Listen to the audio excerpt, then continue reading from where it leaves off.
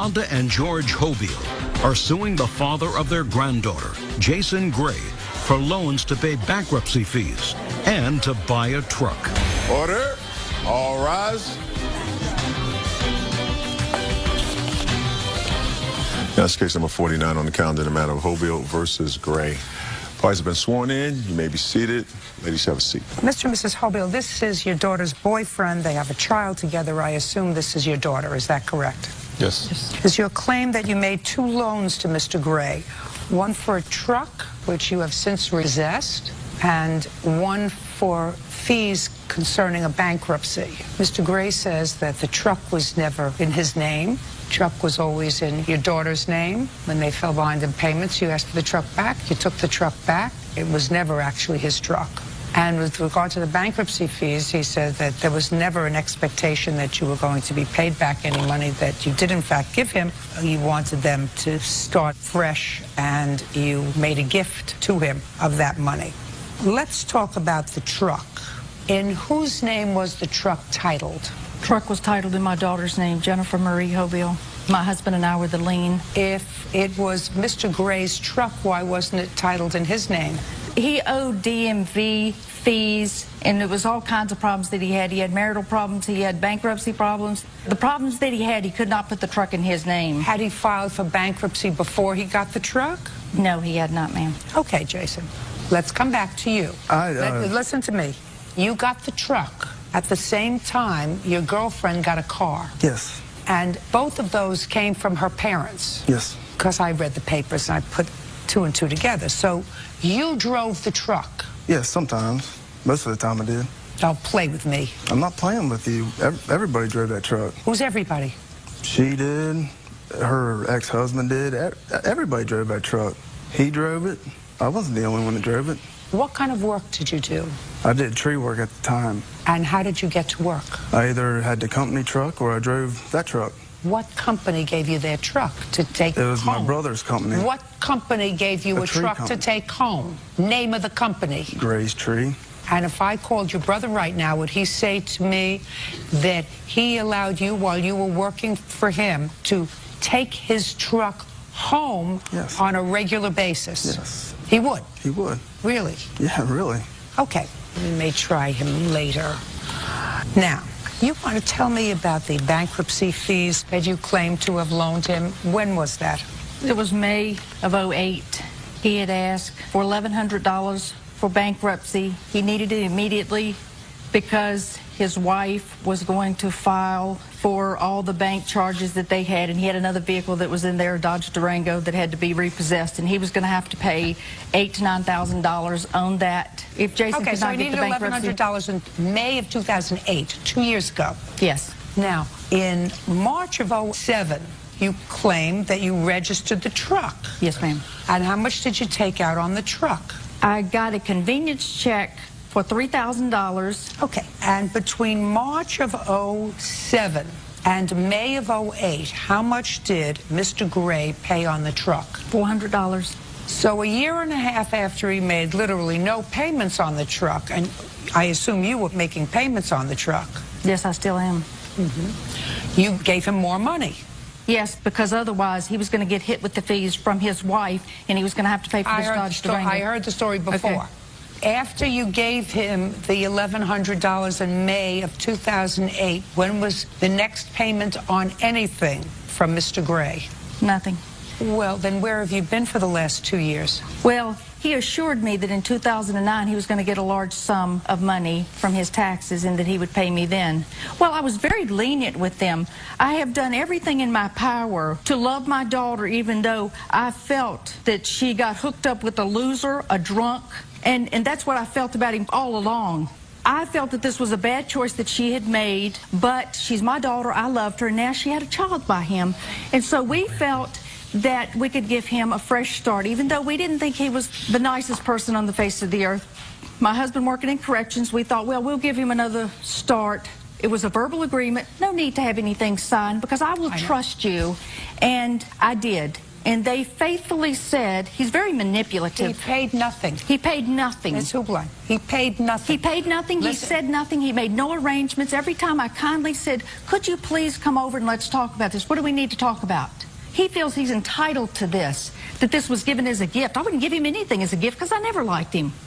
He's a loser. And it's just a matter of time before my daughter finds this out. She dogged me. Put your hand down. Put your hand down. How old are you? 32. How many children do you have? I've got 3. And you've had a bankruptcy. Yes. And you couldn't afford a car, right? How much money do you send for your children? Send them. Don't look over there. I send them 140 a week. 140 a week. Do Yes. they take that out of your salary? Yes. I'm all caught up. Caught up means you were far behind. I'm there. I'm paid up. I'll pay everything. for that too. You ain't paid for nothing. No. When I Now, first met just her. listen. Did I let you speak? I understand I where it's at. apologize. No, I understand where it's at. I got it. Now, when you had the truck. When she had the truck. When you had the truck. Did you take the truck off-road? Yeah, it was a woods truck. I had to take it off wood to listen get some wood. Listen to me. If you can answer my questions with a yes or a no, answer Yes, it. I took it off road. And you took it off-road for... Put your hands down at your sides. She's right. You'll find out 5 years from now, you won't remember what his face looks like. Except every other Saturday, maybe, when he comes by for 4 hours to pick up your child. Maybe. Trust me. Got a nose. Been around the business for a long time. He's got a bad character. That lady's got a bad character. I didn't ask you anything, and I wasn't speaking to you. Put your hands at your sides. Not in your pockets, at your sides. Judge Judy continues in a moment. Well, you made 2 bad choices, and then... Well, yes, I'm not going to say Jason's perfect. And, you know, neither one of us are perfect. Listen, none of them are perfect. Right. Real cases, real people. Judge Judy. Wanda and George Hobile claim the father of their granddaughter, Jason Gray, owes for 2 loans. Jason says he never agreed to pay the money back. Okay, Jason. They really tried to help you. I read the papers. They really tried to help you, not because of you, but because they cared about their daughter, and she's a grown-up woman, so she made a choice, and you were the choice, and they felt as if they didn't want to lose their child, so sometimes you have to embrace someone who's marginal. Put your hands down. Who's marginal. That would be you. And I actually don't think, based upon what she says, that after a period of time they had a legitimate expectation, especially since you hadn't paid for the truck, that when she bailed you out on the bankruptcy to the tune of $1,100, that she had an expectation that she was going to be paid. She didn't have a legitimate expectation that she was going to be paid because she hadn't gotten paid from a year and a half before. That doesn't make you less a loser, Mr. Gray.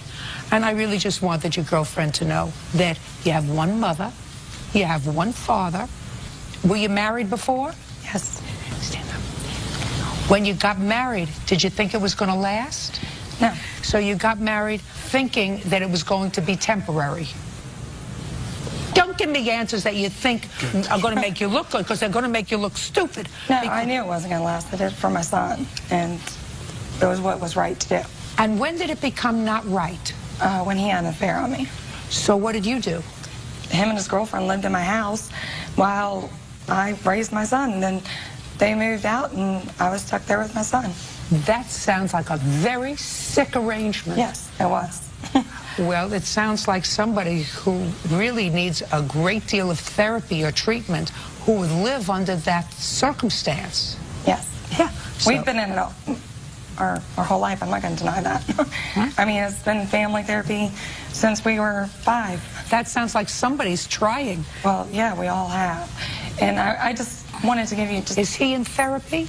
No, I don't need no therapy. Would you please stop, okay? Really, I know the way you think about him and whatever his character is. I'm not going to say one way or another, but I do want to just give you really what this boils down to comes between my parents and me. When I was 15, my was in and out of rehabs for drug use, and so they didn't want that to happen to me. So I wasn't allowed to do anything. I ran away. I stayed gone for a year, and that's when I went with my ex-husband. When I came back, when I was caught and brought in front of the judge, my parents wanted to give me up to social services and wanted me to sign me over to the state because, well, I don't know, they said that they couldn't handle me. And the judge told them that I have not committed any crimes, I'm not into drugs, I'm not into drinking. The only thing I didn't do was go to school, and of course that was because I ran away. And the judge told me that if I can get a job and if I bought a car and got an apartment, he would emancipate me. And 1 month later, I was emancipated in October. And How old were you? 16. I just turned 16. I was emancipated. How old are you now? 25. And I've lived out on my own ever since. I've never gone back home to live at my parents. I've always provided a roof over my children's head. And, you know, I'm not going to say that I've been perfect financially. I have worked since the day I was 16. I started at a dollar store. Now I'm making very decent money, good benefits. Who supports him? I support me. He's a welder and a fabricator. When did he become a welder instead of a tree guy? 2 years ago, in 2008. But I will say his checks are not big because he pays his child support. And his child support comes out of his check every week. But my parents never liked my ex. They don't like anybody unless they're a doctor, lawyer, judge, professional. I've got to tell you something. You sound like a terrific gal. I'm listening to you, and you just sound like a terrific gal for somebody who probably had a difficult teenage period, and you put yourself together, and you sound intelligent, and you're certainly good looking. And so far, you've made 2 bad choices in men. Well, yes, I'm not going to say Jason's perfect. And, you know, neither one of us are perfect. Listen, none of them are perfect. Right.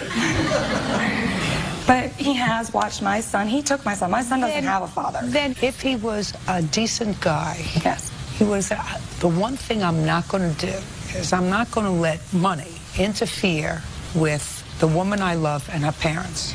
We did go to them when we needed help. They were there to help. There may have been a lot of history, but when we needed help, they came through. They were there. Yes. It was his bankruptcy. Yes. Not yours, not theirs. He screwed up. If he were a man, he would say, I'm not going to allow this amount of money to interfere with that relationship. If they have other issues, I don't want their issues to be about me. You're correct. Great. And I said to you, I'm looking at you, and you look like a great gal who doesn't have to settle. Judge Judy continues in a moment. My children hurt. They want to know why they can't get emails with me. You know, they want to know why they can't get some pops. He calls them. That's absolutely so sad. It is. Real cases, real people. Judge Judy. Wanda and George Hobile claim the father of their granddaughter, Jason Gray, owes for 2 loans. Jason says he never agreed to pay the money back. Okay. You know, sometimes it's better to be alone. Sometimes it's better to be alone. He is a great father. I mean, I go to school full He's time. a great father.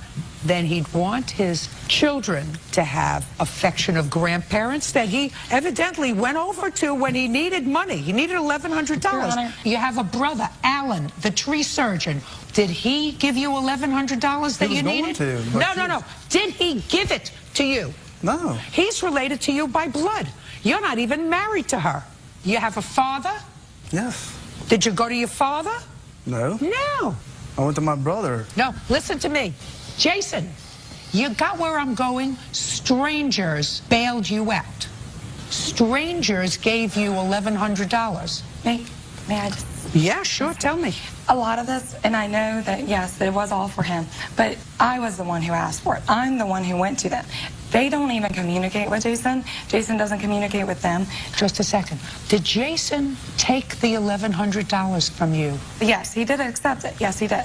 Then he should have paid them back. We paid some of it. We paid around $200 to $300. It was so long ago, and they have not been asking for the money until December, when my mother and I had a falling out.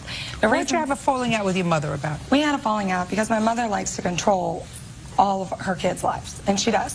And I sort of know that. I understand that. well, my mother wants those years that we didn't have when I was younger because my took so much of it. And so my mom wants those years back. And she's got to learn that I have my own family as well now. And my children, I barely see because I work so much and I go to school full time. I've got my associate's degree and now I'm working on my bachelor's. So over the past 5 years, that's what I've been doing. And my mom, when I'm in her life, she wants the phone call every day. She wants me to answer her phone every day. On the weekends, she wants me to come by. She's asking for time with me, and that's understandable. She's my mother. But my children are not allowed to come. She does not call my children. She did not call my children on their birthday. She will see my children maybe 3 times a year, and that is not by my choice. My children used to ask about Pops. Pops used to take him up on the mountain, and he's not allowed to do that. So she wants to see you. Well, yes, but, you know, my children I got it. hurt. They want to know why they can't get emails with me. You know, they want to know why they can't get see Pops. My children does not even call my parents Meemaw and Pops anymore. My son the other day seen my vehicle out at the parking lot for sale. My son told his daughter that that is my mom's car now. He doesn't even call her Meemaw. Well, that's absolutely so sad. It is. It's absolutely so sad because I have a sense that there's lots of misunderstanding between you and your mother. Not your father. He looks as if he just wants everybody to be happy. Out of it. He's my teddy bear, and I love him. But there looks like there's lots of unhappiness. It's communication. It's a lack of communication. Listen to me. The only thing is, if there's a lack of communication between you, eventually it'll work itself out. You see the arms crossed? Yeah. He doesn't care. Actually, he doesn't care that, aside from the fact No, that... I care. I just want to say something. If you cared, and if they said, listen, we feel foolish, we gave you this money, and we would like to have it back, then you would say, listen, I don't want that to interfere, because I actually don't think that they had an expectation of being paid back, so I'm not granting them a judgment. That means that despite the fact that I'm not crazy about you, you won.